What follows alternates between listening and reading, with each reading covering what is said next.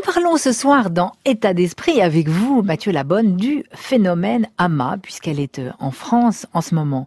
Alors Amma, nous l'avons dit, embrasse avec ses bras les personnes, mais elle embrasse aussi beaucoup d'actions et elle se préoccupe de l'avenir de la planète. Elle dit que ça dépend beaucoup des femmes. Voici ce qu'elle a dit de la condition féminine dans son discours prononcé à l'ONU, l'Organisation des Nations Unies. C'était en 2002 à Genève. Elle y recevait le prix Gandhi King pour la non-violence de ses actions, justement. Quand un éléphant en captivité est encore bébé, on l'attache à un arbre au moyen d'une corde solide. Le bébé éléphant essaie de toutes ses forces de casser la corde. Il finit par comprendre que ses efforts sont inutiles. Alors il abandonne. Plus tard, quand l'éléphant est adulte, on peut l'attacher à un petit arbre avec une cordelette. Il pourrait facilement se libérer en arrachant l'arbre ou en rompant la corde.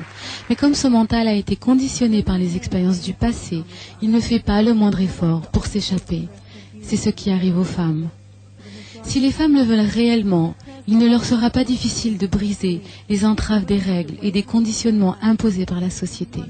Si les femmes, tout en recevant une éducation moderne, assimilent la sagesse éternelle de la spiritualité, la puissance contenue en elles s'éveillera, elles pourront passer à l'action. Vous l'avez compris, Amma ne parle pas français, c'est donc la traductrice d'Amma que vous avez entendue.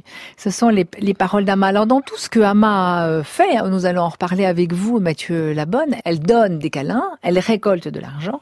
Avec l'argent qu'elle récolte, elle a une espèce d'ONG géante qui s'occupe de beaucoup de choses. Et entre autres, elle finance des formations spécialisées et des aides permettant à des milliers de femmes de créer leur entreprise et de devenir autonomes. Embracing the World, c'est le nom de cette ONG, a permis à plus de 100 000 femmes sans emploi et sans ressources d'acquérir les compétences et les moyens de joindre les deux bouts.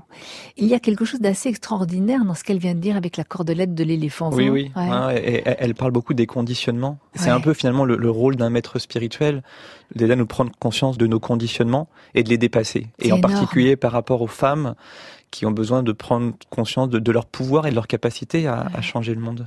Vous avez prononcé, Mathieu Labonne, ce mot conditionnement de tous ceux qui se pensent faibles et qui ne le sont pas. C'est-à-dire que on pense que la cage est fermée et elle est ouverte. Et on pense à tout, à démonter le toit, à limer les barreaux, mais on pense pas à appuyer sur la poignée de la porte, quoi. C'est ça. Et puis c'est ce que nous montre Amma. Vous avez une femme d'une caste très basse, au fin fond de l'Inde, qui a arrêté l'école très jeune. En gros, c'est CM1, et qui crée une ONG de cette taille-là. Ça nous montre le potentiel que chacun d'entre nous a. Et c'est ce qu'elle nous montre.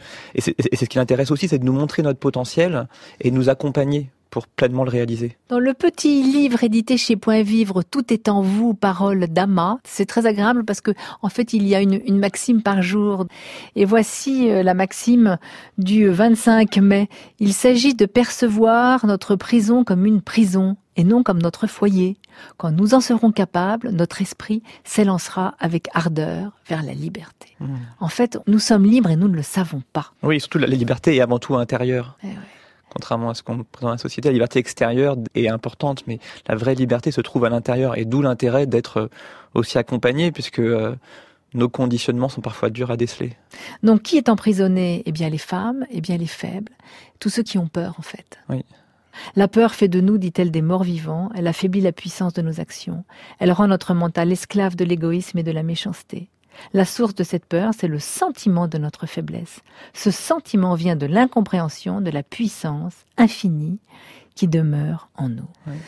Et elle parle également, Amma, elle l'a dit dans ce discours qu'elle a prononcé à la Villette quand elle est venue la semaine dernière à Paris. Elle a parlé de l'éducation qu'on apporte aux enfants. Elle dit on apprend à nos enfants à gagner leur vie. Ils vont à l'école, nos petits Français, pour la grande majorité d'entre eux. On leur apprend à gagner leur vie, mais on ne leur apprend pas la vie, on ne leur apprend pas à se comporter dans la vie. Est-ce que vous, Mathieu Labonne, qui avez quand même rencontré Amma très jeune, est-ce que elle vous a appris justement à vivre ? Parce que vous saviez déjà gagner votre vie, vous étiez plutôt chanceux dans ce domaine, vous avez fait des bonnes études. Oui. Surtout, moi j'ai quand même rencontré Amma jeune, mais pas si jeune que ça. Du coup, j'avais déjà ma vie qui était commencée, avec des valeurs aussi transmises par ma famille, mon éducation.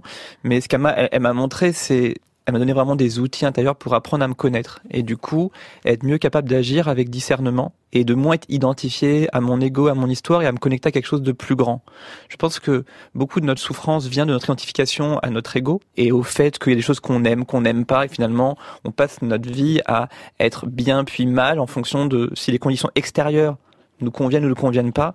Et le but du chemin spirituel, c'est de dépasser, en gros, parce que la vie continuera à avoir des hauts et des bas, mais comment est-ce que nous, on peut rester heureux en toute situation? Et c'est ça l'enseignement. Quelles que soient les conditions de vie extérieures, avec, Voilà. avec une aison, on a tous besoin d'avoir un petit quelque minimum, chose à manger oui. dans son assiette et un toit sur la tête, mais pas de plus, en fait.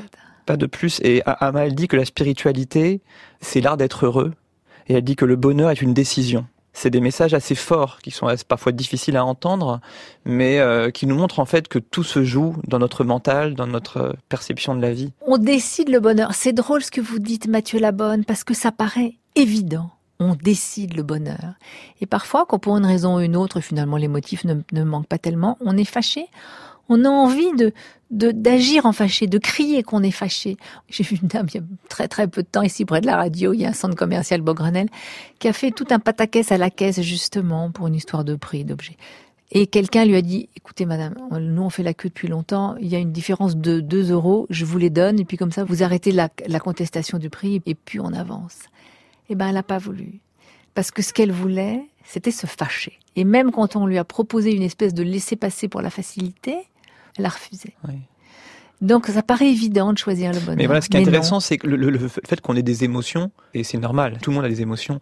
Après, dans quelle mesure est-ce qu'on est identifié à nos émotions, ou dans quelle mesure est-ce qu'on les observe, on les voit, mais on reste en même temps connecté à quelque chose de plus profond en nous-mêmes, et c'est ce vers quoi nous accompagne la spiritualité. C'est-à-dire que, effectivement, il y a des situations qui sont plutôt tristes ou plutôt heureuses, mais dans quelle mesure est-ce qu'au fond de nous-mêmes, il y a une joie qui reste